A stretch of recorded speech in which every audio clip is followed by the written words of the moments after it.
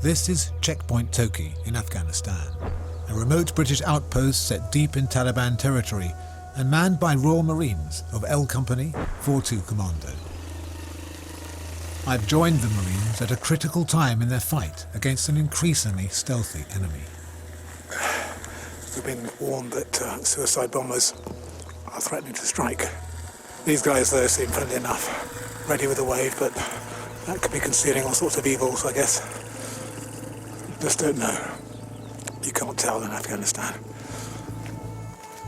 It is the thankless task of L Company to act as bait to attract enemy aggression and lure them away from the nearby village of Loimanda, recently liberated from the Taliban and now being renovated. Go! Rapid fire! Go left! Good shooting, lads. Last week, L Company killed 2 enemy scouts or spies, laying IEDs in our path. One was on the corner there. His mate came along there thinking he was clever. And then, well, good night, Vienna. That's him. 4 Marines have already died in the protection of Loimanda. And it's all happening in no more than 1 square mile of Afghanistan. One of the most dangerous square miles in the world.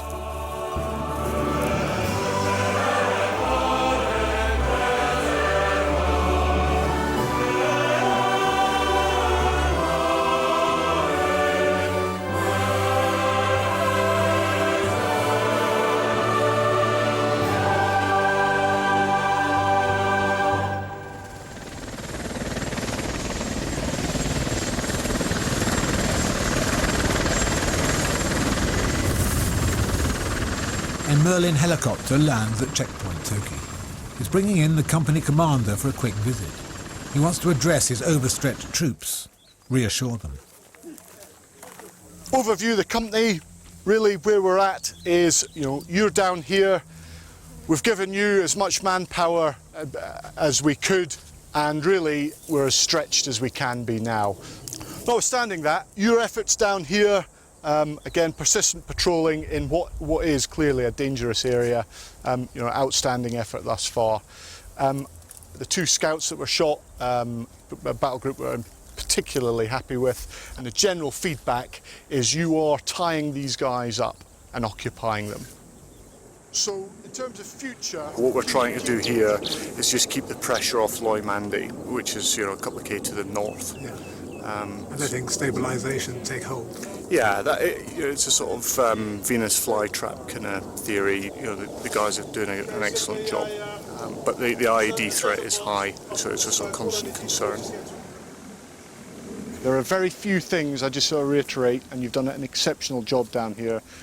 There are very few things worth risking your neck down here. Okay, the mission, we've got to do that in your oppos, and that's it. Okay, so caution throughout. Okay, but we are tasked to disrupt, and that's what we'll continue doing. Toki is only a mile from the village it's protecting.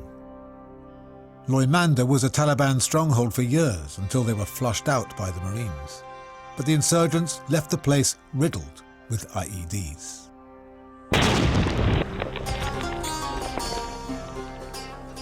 Loimanda has been cleared of these deadly bombs as part of an effort to rebuild the village and attract back the local population, many of whom fled during the Taliban occupation. And today, just outside the village, a shura, or meeting, has been called by the local commander of the Afghan National Army, or ANA. He wants to appeal to the local elders not to support the Taliban. حالا شما قراره که اطلاع دارین امروز ساعت 10:05 اونجا موتر می آمدن از کانال 3 در کانال 4 ملکی ها بودن ماینشون بودن طالبا پټاو شد به 10-12 نفر کشتن ملکی کسان کشتن این بسیار کاری بد است کار اسلامی نیست یک مسلمان نیست. This is the first shura since 4-2 came into the area, and I think the strategy was with 4-2 that as we push the Taliban out, we'd start to push the ANA in. They're here now, just introducing themselves, introducing their commanders, and just generally starting to get them used to the idea now that the ANA will be providing the security in this area, and will be staying for good now. نمیریم بار این بیار شما را جلو نمیکنیم به تنهایی بیخی مطمئن باشین با چایتان که رفت فرار کرده پس بگی بیا متوجه گپ باشین جایی که ما ندیدین خانه‌تان هستن برای ما بگین که دو خانه ما این است ما بریم The Afghan presence here today is unapologetically male. There's absolutely no female voice, something the coalition forces are trying to address with female engagement teams. I'm here to attempt female engagement. It's got a new concept. It's about providing a link between the women in these rural villages who have very little contact outside of their compounds and actually trying to put them in touch with the rest of Afghanistan and what women in the rest of Afghanistan are doing. There's women who are holding positions in government, there are women in the police, there are women in the army, and it's just the extremes in the villages. These women are very much kept at home, never leave the compounds, and so perhaps this generation of women, if they can just be made aware, then the daughters that they have will then be slightly more aware, and hopefully it'll spiral down so that in 2-3 generations' time, there's a lot more opportunities for them. It's a massive challenge. It's proven a big challenge already. I did a 4-day operation where we went into about 60 compounds and there was women in every single one, some varying from 6 or 7 to 15 to 20 with so many children as well. Some were very welcoming and there was a few where they were completely indifferent, they didn't want to know, they think God will save us, why are we in their country, you know, what are we doing here? So there's a lot of mixed messages and, you know, a lot of different reactions from the females. This is Caroline. Assalamu alaikum. If I came with her, would she be able to talk to your wives? Because you know, she need me, you know. No, I could get by. I could get by without you. She does speak Pashto. Yeah.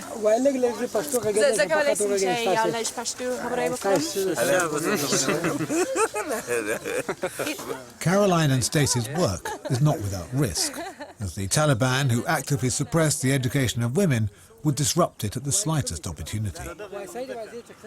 Another reason the Royal Marines continue to risk their lives and take casualties just to allow work like this to carry on. And that's deeply troubling to Stacey.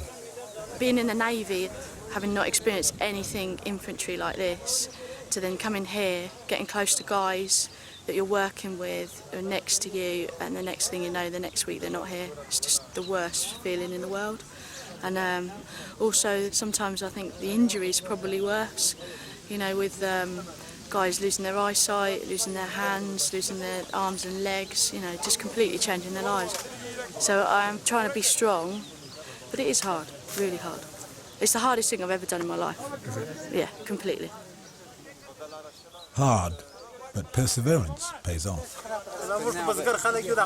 It's good because they've said that I can, when we go to the compounds, they're happy for me to talk to their wives and children. So it's a good initial start. It was more positive than I expected, especially since a couple of days ago when we patrolled and I was told flat out, no, it'll be a very slow process, so this is good. So, progress. Shura over, we move away.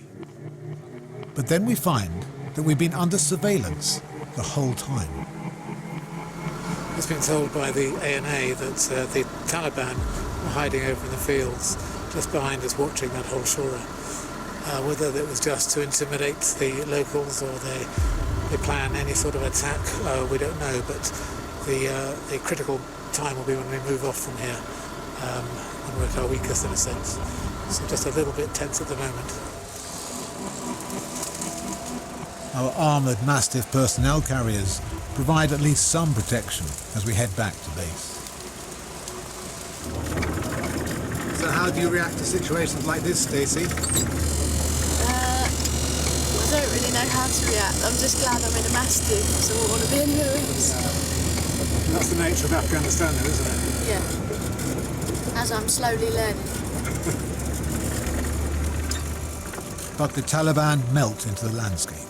There is no attack this time, but they've already killed 12 innocent people today, and nobody's in any doubt that they'll be back.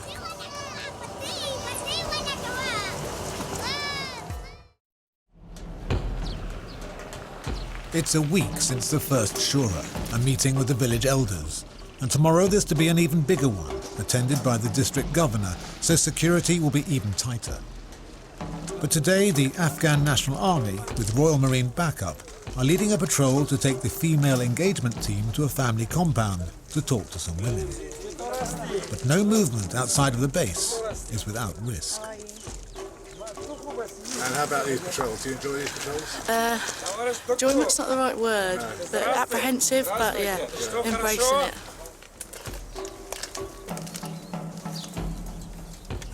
The patrol is only going a few hundred yards to the other side of Loimanda village, but it'll take us at least an hour, as our route needs to be very indirect to reduce the chances of ambush or IED strike.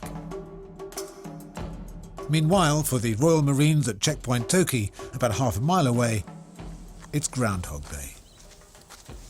Of the 46 Marines who live here, half prepare for the daily routine patrol on the ground.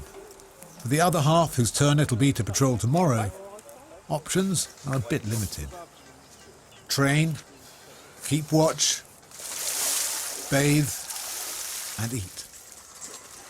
That is noodles, sausages, mushrooms, mixed herbs, onion, basically anything I can get my hands on, to be honest. A little bit of cheese in there as well. Everything. Everything, yeah, literally.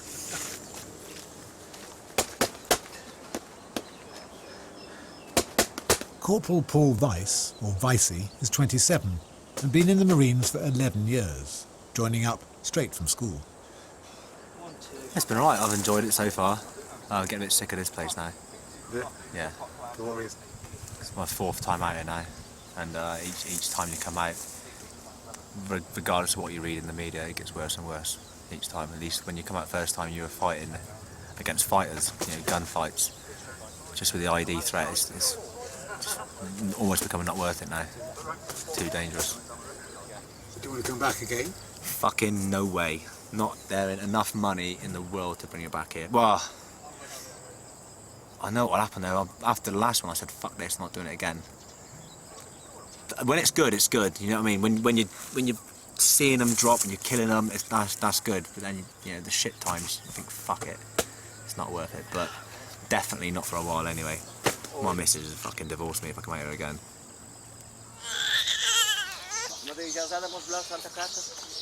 Caroline and Stacey have reached the compound where they hope to meet the women. But first, there's a sick baby to attend to. How old is this child? 1 month and 50 days. They said he's got a rash on his face, but now they've exposed him. He's actually got a rash pretty much all over his body. It looks like nappy rash as well, but it's so red raw, it's almost purple. It's not eat normally. Whilst the doctor on the patrol sees to the baby, Caroline and Stacey ask permission to see the women. Yeah, we could. Is it possible for Caroline to go and see the women again? This gentleman here, we're going to go and speak to his family, of which obviously they're women inside there. So I'm just going to tell them what's happening out here and just speak to them about the medical facilities in the area. So, and it's just kind of trying to engage with both sides of the population. The women of the household are, as ever, kept out of sight. But it seems peaceful enough. In fact, it's altogether a pretty idyllic setting that belies the fact that we're in the middle of a war zone, where the Taliban could attack at any time. So a sentry keeps watch from the tallest tree. Whether here or in Checkpoint Toki just half a mile away, it's a continual waiting game. No one back home will actually know what it's like out here, the sitting around waiting, then the 10 minutes of like action, and then sitting around waiting again, because it's just constant. It's constant think time, isn't it? Yeah, you've got constant downtime where you can think, but you've got a lot of time for negative thinking, which is one of I think the biggest problems out here that you can do. Welfare, us being nowhere near Facebook for a month, or getting easy access to internet or emails and stuff like that, is probably better for us, to be honest, because then we won't see things and get fredders and be like, oh, I wish I was at home because I was doing, all my mates are out again, like, so. I keep thinking about what meal I'm going to have when I get home. There's a pub round my way. steak and double fried eggs, sunny side up. Onion rings, chunky chips. I'm talking baked beans. I'm talking mushrooms. Massive bath full of Magners, ice cubes, and diced and sliced lemons and limes all over it. A Corona. Get a glass. Corona with lime in the top. No, I'm Flaxall. Desperados. Yeah, boofing. When are you going home? Hopefully. About 4 days in a 4-foot coffin. Yeah. Marine humour can be savage. Goddamn country! Back at the compound, Caroline and Stacey are breaking the ice. But it will take patience and skill to overcome the Afghan women's natural suspicion of strangers.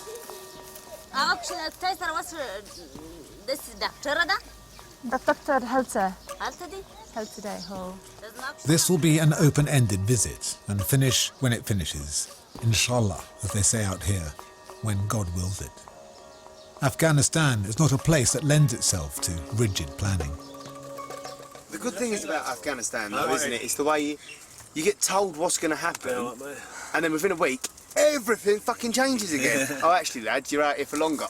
And then also you're going to a CP in the middle of nowhere, surrounded by talibs that don't really like you. I tell you what, there, we have a laugh, didn't we? Didn't we ever? It's like the Afghan Air Force, also known as the Flies, are relentless. I think I've had the same one chase me since Bastion now, when we first got in theatre, and it just doesn't leave me alone. Every creepy crawler out here has got wings. Yeah, got wings. They all fly. And a knife. The ants, everything, they all fly. Fucking dragon ones, fucking horrible. I thought I saw a camel spider carrying away Harry the other day. Dinner's ready. But we have giggles. Get off! Oh, come on! Better not be shit. It does look good as well. So we got mashed potato, meatballs, noodles, corned beef and tikka masala sauce. Essence. I miss my mum for roasting. So yeah, man. That's great. Sounded like it was pretty friendly in there, a lot of laughter. Yeah, it was, and they're really quite lovely. So it was a good engagement, I think, and definitely sort of starting to win the trust. And it's nice that they gave us the grapes as a kind of token of thanks for the help that we've given them. Yeah, they're really quite a sweet family actually. They're really sweet. Like the children are really close to the dad, and all the women in there are really happy. They're all smiling at us. So yeah, it was good. Mission accomplished. We leave the peaceful family setting and head back to base. But once again exposing ourselves to possible Taliban attack.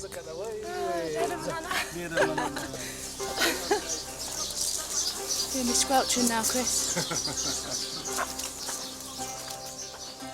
Whilst it's difficult to pin the enemy down, hard to spot them, it's much easier to hear them.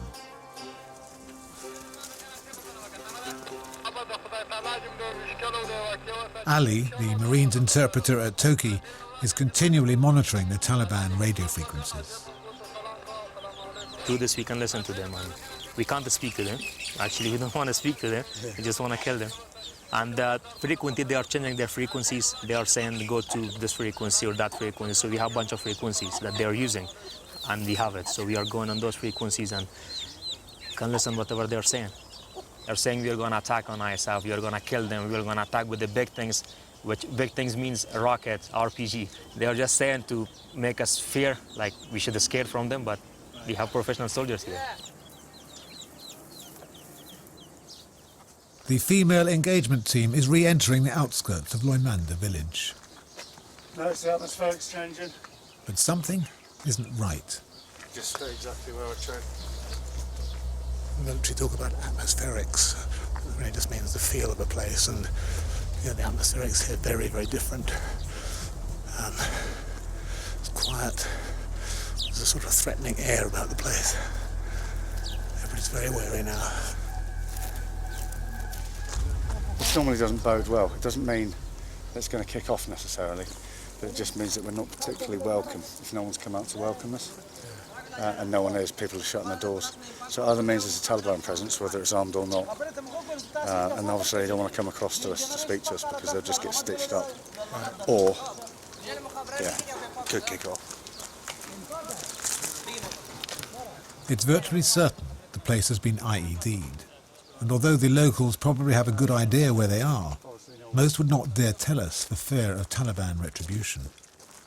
Probably why the place is semi-deserted. We proceed warily. One wrong step and someone is dead. But then something extraordinary happens.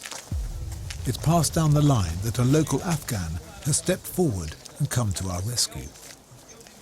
We had been heading directly towards a death trap. Chris, definitely one for you. We've just passed 2 IEDs, he's just led us around them. Or he's just picked us up and walked us round. He said there are IEDs that side. Really? So Yeah. he's just walked us round them. Without that guidance, any one of us might now be dead or badly injured. Banana. We don't know who actually walked around them. That guy there. Oh, he did? Yeah. And this is what it's all about. They don't want to see us get hurt. They want to just get on with their life.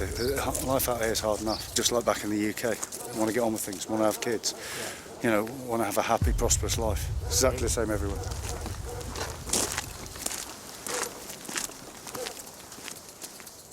It's been a long patrol, around 5 hours, though clearly progress has been made in the bid to win the hearts and minds of the local population, with real evidence that ordinary Afghans want to help us rather than hinder us or hurt us.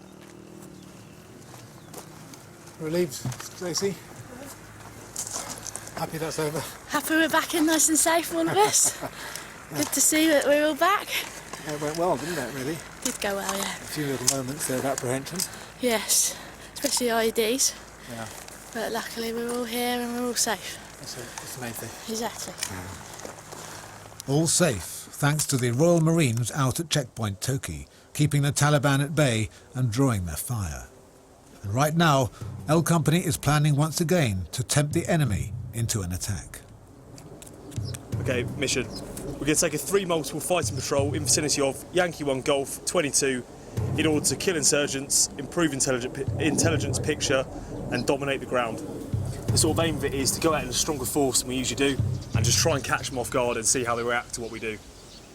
It's a bold strategy and of course desperately dangerous. Okay, 0600, we're going to push out of here, leave out the south gate.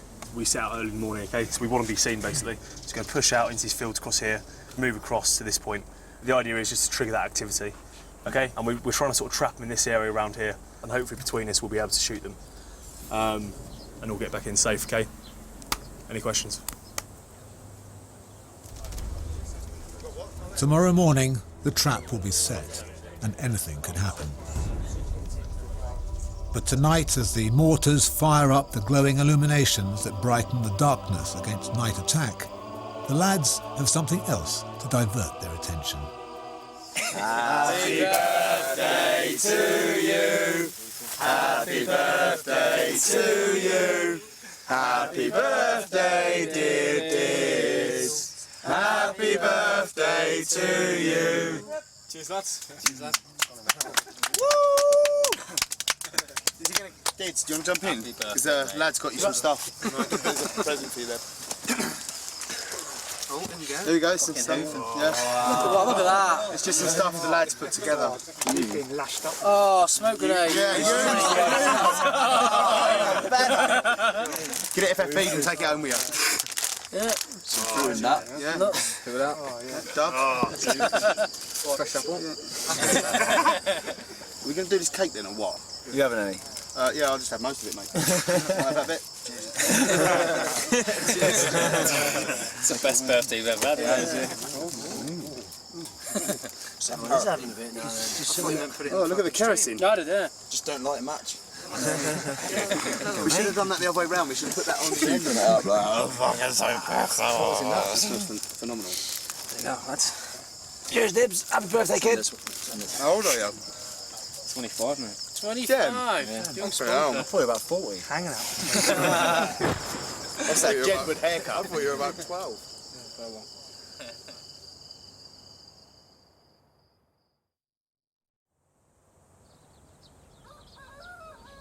It's just before 6 a.m, and as we're preparing to go on patrol, I hear that during the night we received some important information about the Taliban. So what happened last night? A local just came in at around 10 o'clock last night, and he told us that some information about insurgents that they are laying IEDs down there, that side, in the east, and also they're trying to attack us from that way. So we have to be careful about that, and that's it. Go on, Chris. Right, let's do it. Toki 3 for Delta, that's my call sign, leaving now, over.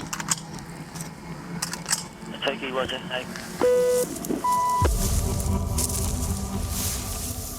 Clearly, the Marines of L Company will have to be on their mettle today. As risky as this operation is, I still find it difficult sometimes to conceive of these seemingly idyllic meadows and fields as places of such danger and threat. It's incredible this now war-torn land was the place I visited back in 1972 as a young student on the hippie trail. Living right across Europe, across the top of Persia, through Mashhad and then to Afghanistan, eventually to Kabul. I remember it very well, thinking what a sort of paradise it was. Fantastic people, fantastic food, fantastic hospitality. A journey to a place of peace and love, basically. I never thought that I'd ever be returning here in such circumstances. Currently following a line of Marines across mined farm fields. Incredible how things can change.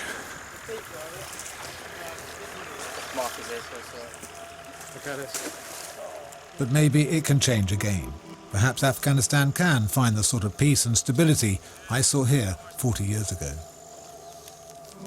We might be looking for a fight today, but more and more people want to see the end of war. That's why, just a mile away at Loimanda, they're preparing for today's Shura with the district governor, a natural enemy to the Taliban. So even more reason why L Company needs to try and draw the insurgents' fire.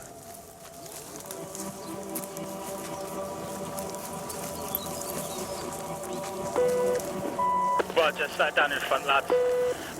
We're just going to have a chat with these young farmers in the field anyway, so that'll give everyone time to close up. Out. Children, well used to seeing the Marines around, are suddenly scared witless. This kid is absolutely terrified. He's nearly crying. It could be a sign that something's wrong. An indication, perhaps, that they know the Taliban are close. 3-6, 3-3 Delta, just be aware of the kid that we're talking to at the moment. Who's that, He's terrified, he's crying. Yeah, 3-6 acknowledged. کتیر ولا پلانکه تام ورغلی او خره د عسکرو سره خندله پیسې راک نو د کار خلاص د شو مسلمان دي ډوډۍ هم ستاسو غواړي مرمۍ هم ستاسو غواړي او شرم در سټولي د تاریخ پیسې هم در سټولي اصل سټولي مګر دې مسلمان دي زکات کوي. On the patrol, we're moving cautiously, when two farmers step forward with information. Some more info from the local. Basically, it's toppers with IDs where we're going over. Let's, they said be very careful, there's all sorts down there. He said, Taliban, they're turning up without weapons, 4 of them, and then they're just keeping an eye on everyone, really. Sounds like a good time to go hunting.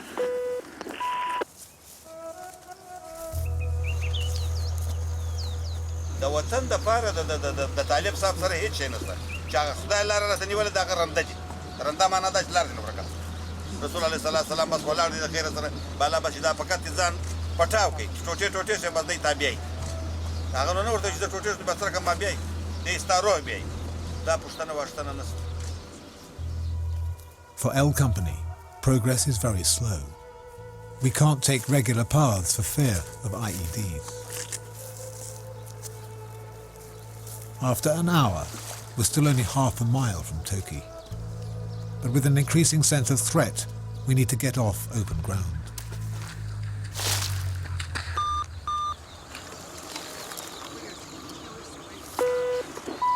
3-6 for Delta. Yeah, 3-6 send. Well, to go see if there's anyone in this compound, compound 22. We tried to flag down a couple of blokes that were to our south, but they blatantly mugged us off over. But what of the owner of this compound? Will he be friendly or hostile?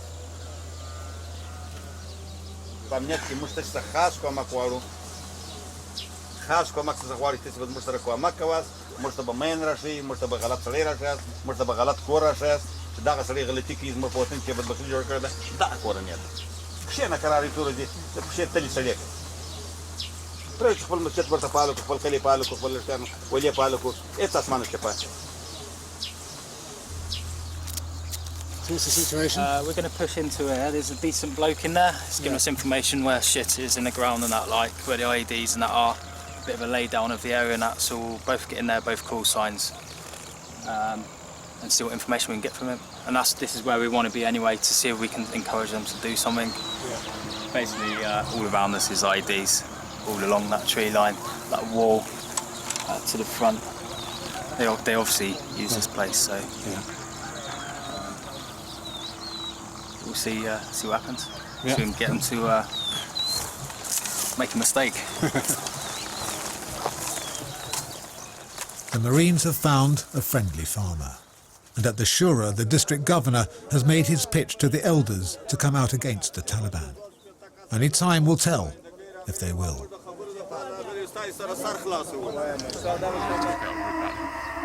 As soon as we can, lads, can we get a sort of position in that corner, can we? Just in the walls, mate. Yeah. Back in the compound, the men of L Company take up defensive positions.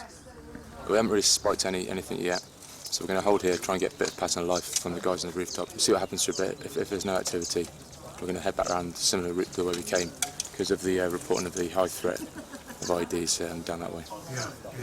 But is there a suspicion that the Taliban is in the area now? Yeah, I think they're always, to some extent, watching or following us, or close by in small numbers. Yeah. Is there any eye contact today? Very little. There are a few radio checks on their part, but not as much as we've experienced when we moved this way before. Right. Tats! But suddenly, all that changes. Vicey spots movement, and Ali picks up voices on one of the Taliban frequencies. This guy's close with us. The other guy, which is calling Zilgay, he's close with us. There's 4 of them, 5 of them. There, see him? This guy's close, but he's in a room. A room. So we've got contender 1 and 2 in the tree line, and contender 3, bonus contender, is about 500 metres to the south, to the edge of the water feature. What strength was the last ICOM, Ali? But they can see us. Strong. It's definitely him in the tree in his oppo. Next time we see him, boss, clear hot. You know, with the ICOM, yeah. Yeah, all right. So, the Taliban are near and watching us. They've got IDF coming in. 10 o'clock, fun line, seen, brown fun line. Yeah, see. Yeah, fast mover, cross The Taliban have opened fire with rocket-propelled grenades. They're falling short at the moment, but it's just a matter of time before they find their range. L Company must act fast.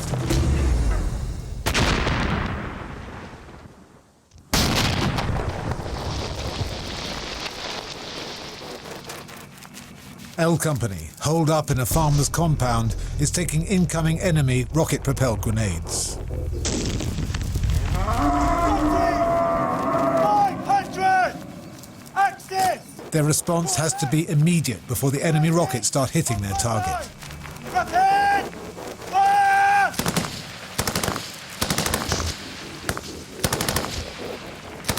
The enemy must be pinned down, Swing right! Swing right! but they're moving around behind a tree line and in and out of compounds. Permission to engage with the right! Penny! One finger right! They've moved! One finger right! 6-3, this is 6-3 Alpha. Just fire over. 6-3 Alpha! That's fire! No! It's all been up there, mate. It's all gone up there! Back in!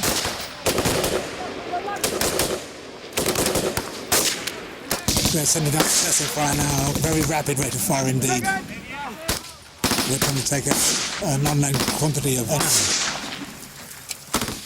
the enemy is targeted by machine guns and assault rifles, and then rocket launchers. Get down! You got to move,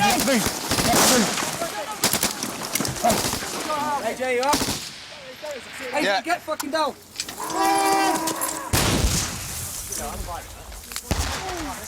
Perfect down a lot. You know what's going on.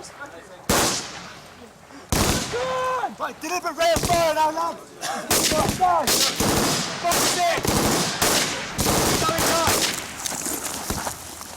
Ready, come on. There's someone there. You see where splashes are? Every now and again, pepper left and right of the bud line. Stop them moving out. Roger. Yeah, see the fucking fallen shot. It's not right. The experience of being in battle is bone-chilling, but also exhilarating. I watch and film with fascination as around me young men turn warrior and exhibit all the contradictions that make the human condition so thrilling, yet so terrifying. They are heroic, yet brutal, noble, yet vengeful, powerful, yet so vulnerable.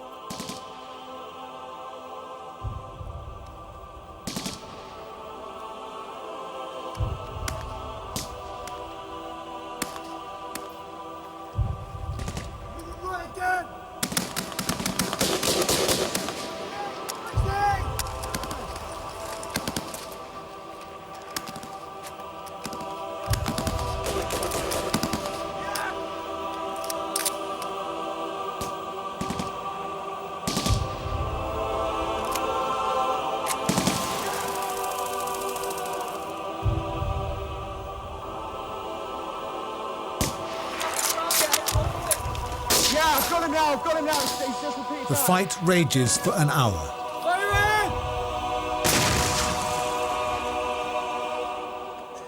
With the insurgents pinned down but also dug in behind the tree line and in a compound, L Company call in Apache attack helicopters. Armed with cannon and Hellfire missile, they shoot with merciless accuracy. Ugly 5-1, roger. Cleared live, 30 mil only on the north-south wood line. Engaging now.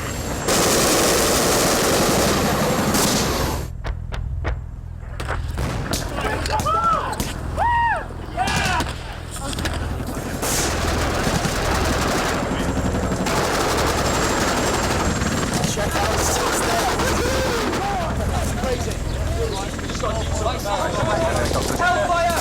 Engaging with Hellfire! Ugly 5-1, reach back. Cleared live, 1 Hellfire to compound 2-4. Closest friend is 400 metres west. Time on target, 20 seconds. Ugly 5-1, missile away.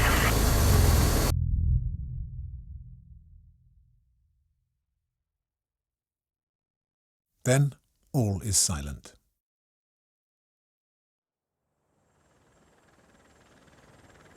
That Apache's just used its whole load. Has it? So just fired everything, yeah. So what's your assessment? Well, basically, obviously, we've moved in here. They got opened up with the UGL underslung grenade launcher straight away. We could sort of ping the firing point from here, so we started putting fire down. Got the Apache over here putting fire down. We then came under contact from UGL, so from grenade attack. It's quite an accurate weapon they can use. It's not too big, and they can fire it pretty quickly and then fuck off. So we had about 150 metres to our front, which was them firing it at us. So they were falling short of our position. Yeah, just falling short of our position, luckily. Yeah. So, yeah, good. So it's a very rapid rate of fire laid down to suppress them. Yeah, the thing is, we know from their ICOM, their radios, we know we've got them trapped in that position. So basically, we put down a big weight of fire to keep them trapped there, so that then when we called the Apache in, it just had them pinned down. We put mortars in Apache, so hopefully we've killed them in that position now. Right. So it's good. Yeah. Fights in. Yeah. Gonna leave at 25-2, mate. Yeah, all out the traps first, pack with the kit. Winchester in the fucking head.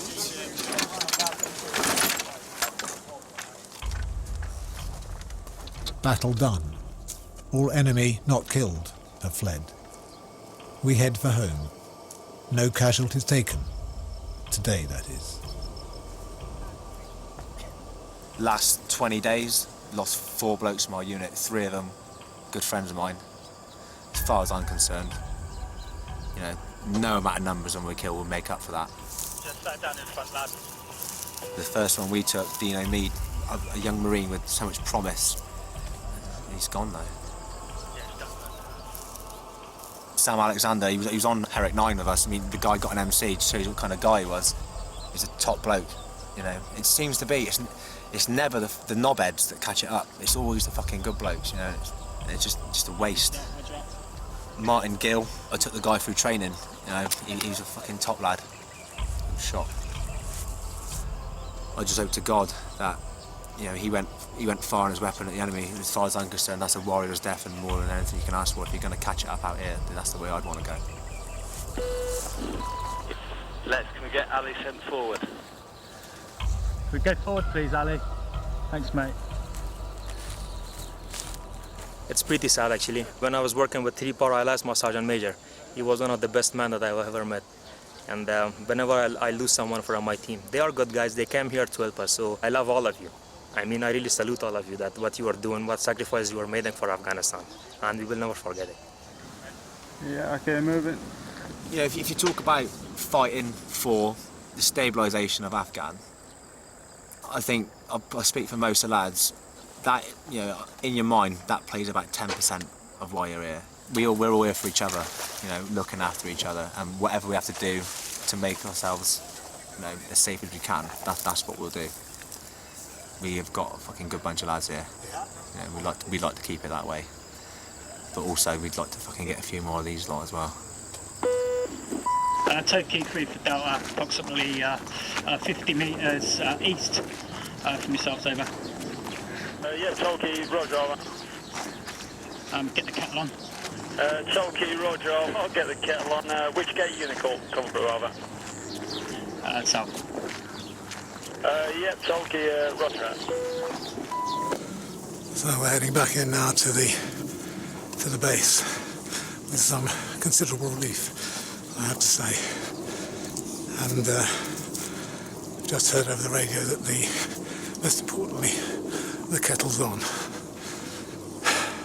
Seldom have I been more in need of a cup of tea.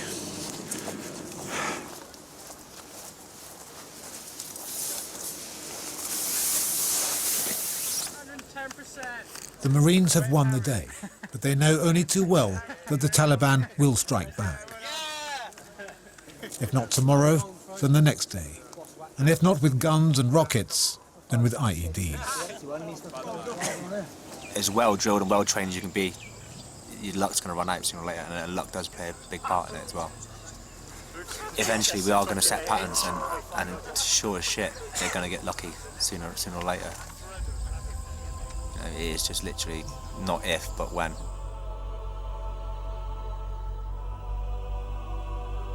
Weeks later, Vicey was blown up by an IED. He suffered such extensive loss of blood that his heart stopped twice on the evacuating helicopter. He survived, but has been left with serious injuries to his torso, neck, and brain.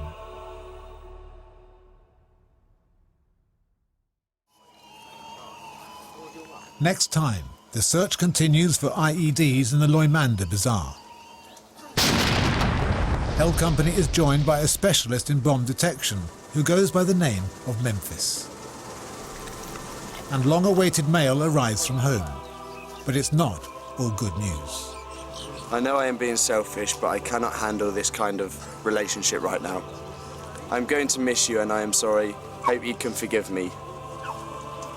What a fucking whore.